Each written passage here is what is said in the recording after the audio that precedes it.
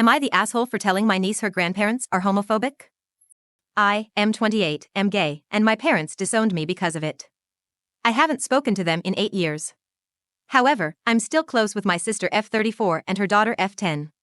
My sister still has a relationship with our parents. Every year, my parents host a big Christmas gathering.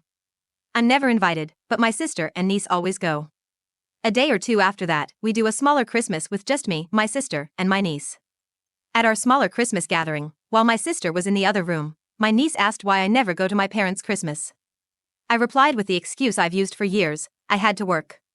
My niece said that my excuse didn't make sense because sometimes the big gathering happened on Christmas, when I definitely have the day off.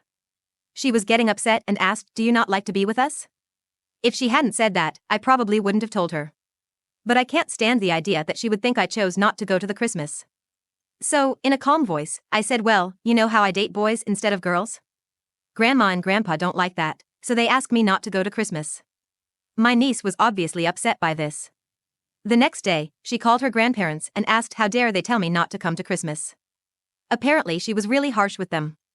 Then, my parents called my sister and yelled at her for letting my niece around me.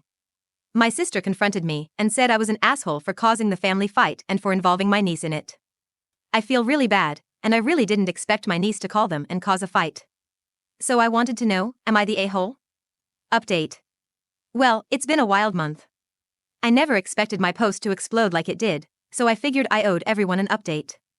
A few days after I made that post, my sister and I had a chat about what a messy situation it was. She told me she was ashamed to be bringing my niece up torn between me and her grandparents. She always wanted my niece to have grandparents, so she was clinging to an idea of them rather than the actual poopy parents they are. Basically, my sister said that my parents' love for everyone is conditional, but I clearly love my niece unconditionally. Since the situation with my niece was only going to get worse if she continued balancing both worlds, she said she would choose me.